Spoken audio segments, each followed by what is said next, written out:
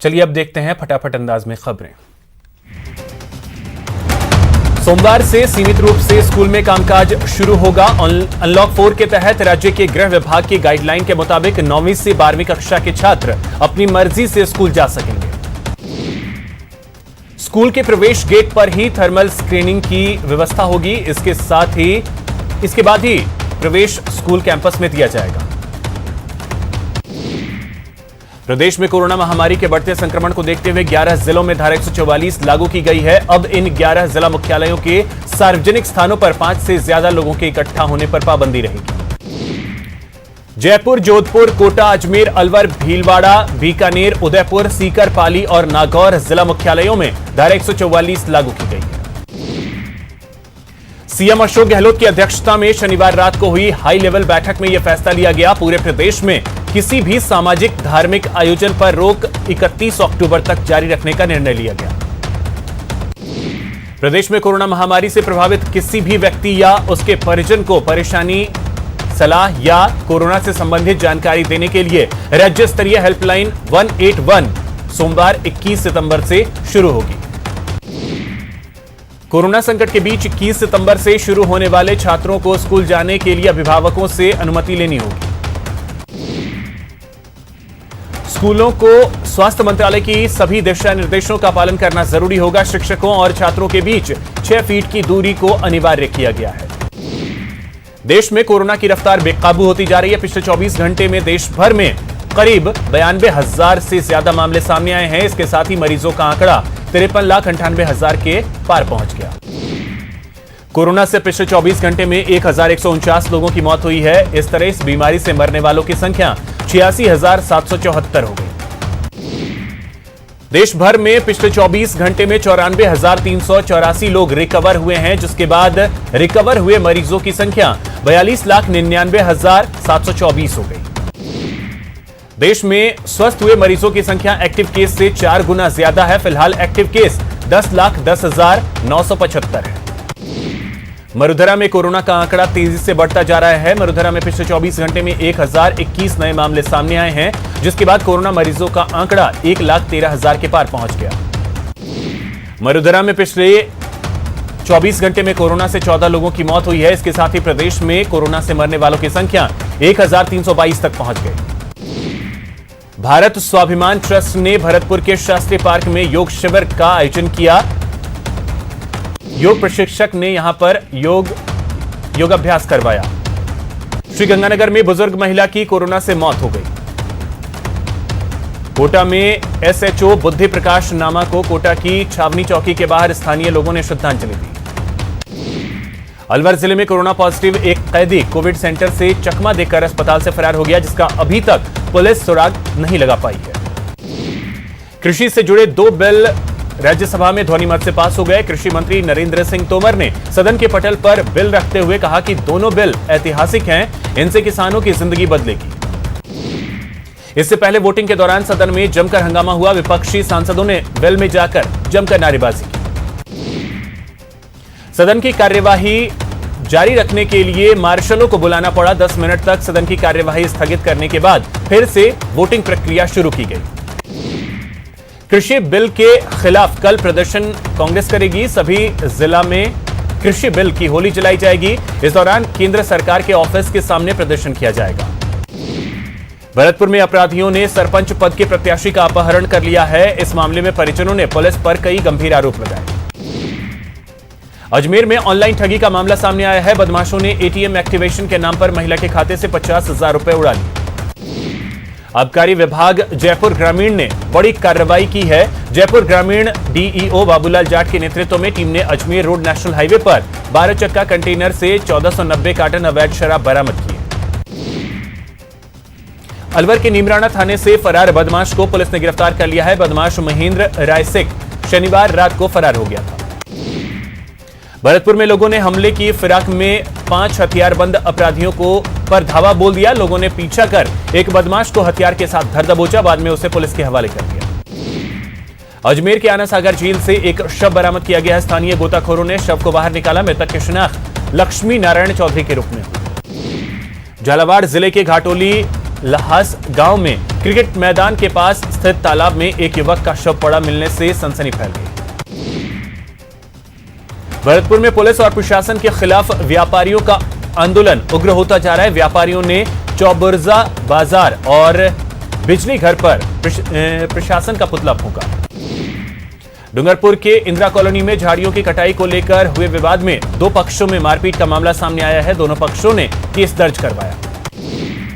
जोधपुर के महात्मा गांधी अस्पताल के कैश काउंटर पर बैठे ठेका कर्मचारियों से कुछ लोगों ने मारपीट की। कर्मचारियों का बस इतना दोष था कि उन्होंने मरीज से अपना नंबर सही कराने के लिए कहा। बाड़मेर में नर्सिंग छात्र संगठन ने सीएम को ज्ञापन सौंपकर विद्यार्थियों को प्रमोट करने की मांग की है। ज्ञापन में बताया कि कोरोना काल में सभी छात्रों को कोरोना जांच और सर्वे में लगाया गया था, जिसके कारण नर्सिंग विद्यार्थियों का सिलेबस पूरा नहीं हुआ है। चूरू के सुजानगढ़ में राजकीय बगड़िया अस्पताल में रेप पीड़िता नाबालिग लड़की की मां को गंभीर अवस्था में अस्पताल में भर्ती करवाया गया। पीड़िता ने मामले को लेकर एसपी चूरू से इसकी शिकायत की। कोटा में ग्रामीण पुलिस पर फायरिंग कर भागे बदमाशों के मामले में बड़ा खुलासा हुआ है। दरअसल बदमाशों ने पहले करवाड़ गांव में एक मकान में 30 लाख रुपए की लूट की वारदात को अंजाम दिया था। उसके बाद वहां से फरार हो गए थे। बदमाशों ने पुलिस की नाकाबंदी को तोड़ा और पुलिस टीम पर फायरिंग की और मौके से फरार हो गए। कोटा के उद्योग नगर थाना इलाके में कुछ दबंगों ने चाय की थड़ी को आग के हवाले कर दिया। सरकारी जमीन पर चाय की थड़ी लगाकर बैठे व्यक्ति पर पहले दबंग लोगों ने हमला किया और उसके बाद फिर चाय की थड़ी में तोड़फोड़ की। भरतपुर में अज्ञात वाहन ने एक राहगीर को टक्कर मार दी। घायल शख्स को गंभीर हालत में जिला अस्पताल में भर्ती कराया गया। डूंगरपुर में सड़क किनारे भुट्टे बेच रहे युवक को बेकाबू जीप ने चपेट में ले लिया, जिससे वो गंभीर रूप से घायल हो गया। बीकानेर में पोस्ट ऑफिस में 3.5 लाख लूट के आरोपी को पुलिस ने आरोपी अभी भी पुलिस की पकड़ से बाहर है। लूट के बाद पुलिस ने शहर की नाकाबंदी भी की, लेकिन अपराधी पकड़ में नहीं आ सका। भरतपुर के कामा में मछली पकड़ने को लेकर दो पक्षों में विवाद इतना बढ़ गया कि मामूली कहासुनी के बाद एक पक्ष ने फायरिंग कर दी। छर्रे लगने से एक महिला सहित 3 लोग घायल हो गए। नागौर की डीडवाना पुलिस ने हथियार तस्कर गिरोह के 3 सदस्यों को गिरफ्तार किया है। बदमाशों के कब्जे से 6 विदेशी पिस्टल सहित कारतूस बरामद किए गए। बारा के अंता में किराए पर 4 लाख रुपए का 2 कैमरा लेकर फरार होने वाले 2 शातिर ठगों को पुलिस ने गिरफ्तार कर लिया। सिरोही की माउंट आबू में नशे में धुत महिला पर्यटकों ने जमकर उत्पात मचाया। पुलिसकर्मियों से बदतमीजी करने के साथ ही स्थानीय युवक के साथ मारपीट की। भरतपुर में बदमाशों ने हथियार के दम पर सरपंच प्रत्याशी का अपहरण कर लिया, जिसके बाद परिजनों ने थाने पर जमकर हंगामा किया। हनुमानगढ़ जिले की रावतसर पुलिस ने 2.5 वर्षीय बच्चे को गोली मारने के मामले में एक आरोपी को गिरफ्तार किया है। अलवर जिले में फैल रहे डिप्थीरिया से 2 बच्चों की मौत और 17 बच्चों की रिपोर्ट पॉजिटिव आई है, जिसके बाद चिकित्सा विभाग में हड़कंप मच गया। कोटा के इटावा में आज हुई 30 लाख की लूट और पुलिस पर फायरिंग मामले में अपराधियों की धरपकड़ के लिए पुलिस की टीमें लगातार क्षेत्र के कई इलाकों में दबिश दे रही है। अलवर में मौसम की मार बाजरे की उपज पर पड़ा है। बारिश की कमी से बाजरे की फसल में पकाव कमजोर हुआ है, इससे बाजरे का दाना कमजोर हुआ है।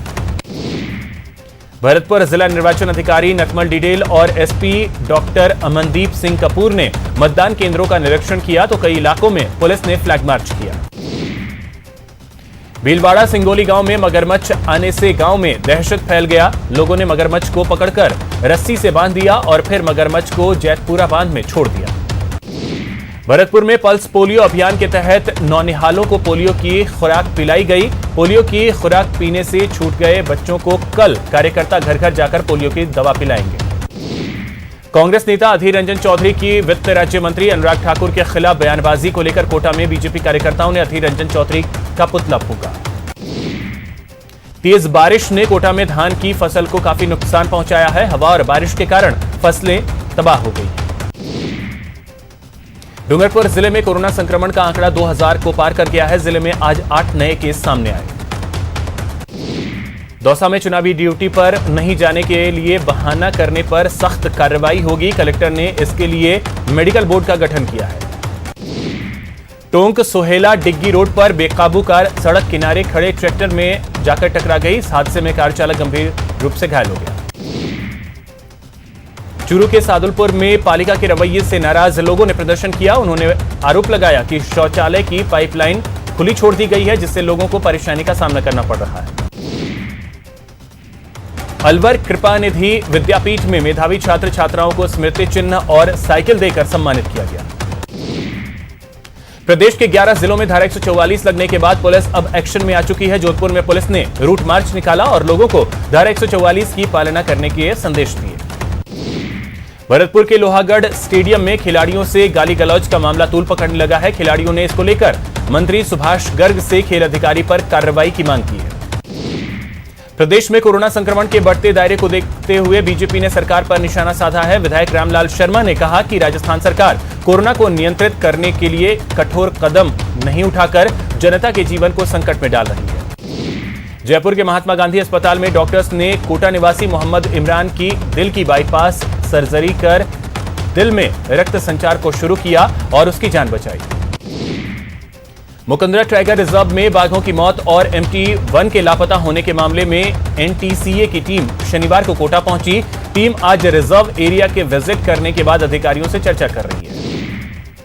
अलवर में मौसमी बीमारियों को देखते हुए स्वास्थ्य विभाग अलर्ट हो गया है। मलेरिया, डेंगू, चिकनगुनिया जैसी मौसमी बीमारियों के प्रकोप को देखते हुए CMHO ने सभी चिकित्सा कर्मियों को सर्वे करने और सतर्क रहने के निर्देश दिए। कोटा से रतलाम के बीच यात्रा करने वाले रेल यात्रियों के लिए अच्छी खबर है। लोकसभा अध्यक्ष ओम बिरला की पहल पर जल्द कोटा रतलाम के बीच एक स्पेशल ट्रेन चलेगी। अलवर पुलिस ने बड़ी कार्रवाई करते हुए 25 साल से फरार चल रहे कबूतरबाज शंभू को गिरफ्तार किया है। अजमेर में ACB की गिरफ्त में आए कुलपति प्रोफेसर RP सिंह के जोधपुर कार्यालय की भी जांच होगी। प्रोफेसर RP सिंह जोधपुर के जयनारायण व्यास विश्वविद्यालय में बतौर कुलपति तैनात थे। तकनीकी शिक्षा राज्य मंत्री डॉक्टर सुभाष गर्ग ने भरतपुर में जन सुनवाई की। जन सुनवाई में कई लोगों ने बिजली पानी को लेकर ज्ञापन सौंपा। जोधपुर शहर में कोरोना मरीजों के आंकड़े लगातार तेजी से बढ़ते जा रहे हैं, तो वहीं MDM अस्पताल में लापरवाही भी जारी है। MDM के कोरोना विंग से एक कलर के पॉलिथीन बैग में बायो वेस्ट ट्रैक्टर में बाहर भेजा जा रहा है। बाड़मेर विधायक मेवाराम जैन ने प्रशासनिक अधिकारियों के साथ सरकारी अस्पताल का औचक निरीक्षण किया। अजमेर के क्लॉक टावर थाना इलाके में सूने मकान से चोरों ने 70,000 रुपए उड़ा लिए। मकान मालकिन अपने बच्चों के साथ कोटा गई थी। उदयपुर के भटेवर सहायक अभियंता कार्यालय में शिविर का आयोजन किया गया, जिसमें बिजली उपभोक्ताओं को हाथों हाथ बिजली कनेक्शन जारी किए गए। झालावाड़ में कोरोना के बढ़ते आंकड़ों को देखते हुए शहर के कारोबारियों ने सराहनीय पहल करते हुए रविवार को स्वैच्छिक बंद रखा। बीकानेर के लूणकरणसर में नहर में डूबने की खबर के बाद अफरा तफरी मच गई। लोगों ने इसकी खबर पुलिस को दी। पुलिस व्यक्ति की तलाश में जुटी है। जोधपुर के काचरी में इन दिनों बाजरे की फसल पर अनुसंधान किया जा रहा है, ताकि उपज बढ़ाई जा सके और किसानों को ज्यादा लाभ मिल सके। भरतपुर के प्रतिबंधित इलाकों में खनन बंद होने का दावा खोखलन साबित हो रहा है। वन विभाग खनन रोकथाम के लिए खाई खोदकर रास्ता बंद करने का दावा कर रहा है, लेकिन अवैध खनन करने वाले रास्ता तैयार कर रहे हैं। उदयपुर में कंचन सेवा संस्थान ने निःशुल्क थायराइड रोग निवारण शिविर का आयोजन किया। संस्थान के अनुभवी डॉक्टरों ने प्राकृतिक योग पद्धति के आधार पर मरीजों का उपचार किया।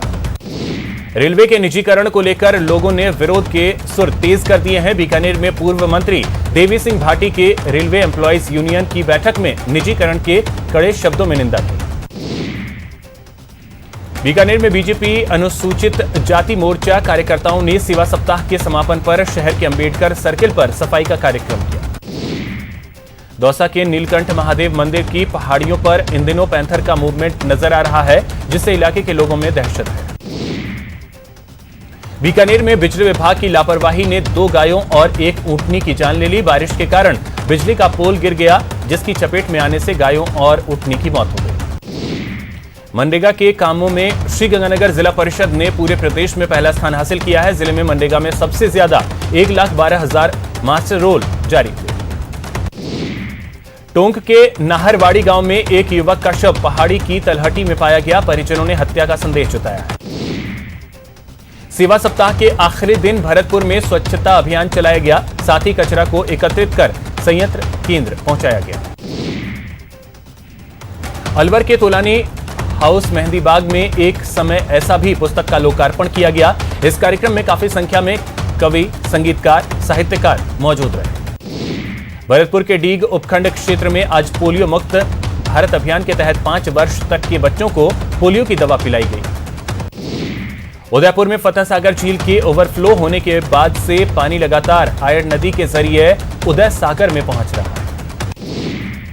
अजमेर में पंचायत चुनाव का पहला चरण 28 सितंबर को है और इसी दिन वोटिंग होनी है। कल नामांकन भरने के साथ ही अब उम्मीदवारों का प्रचार प्रसार भी शुरू हो गया है। जयपुर में सुर साहित्य कला संस्थान की ओर से ऑनलाइन संगीत कार्यक्रम का आयोजन किया गया। संगीत कार्यक्रमों की इस कड़ी में दिल्ली के युवा गायक रवि पाल संगीत प्रेमियों से रूबरू हुए। बीकानेर यूआईटी के अधिकारियों ने लाखों रुपए खर्च कर एक नाले पर पार्क विकसित कर दिया, लेकिन हैरानी की बात यह है कि यह पार्क आज तक किसी के भी काम नहीं आया।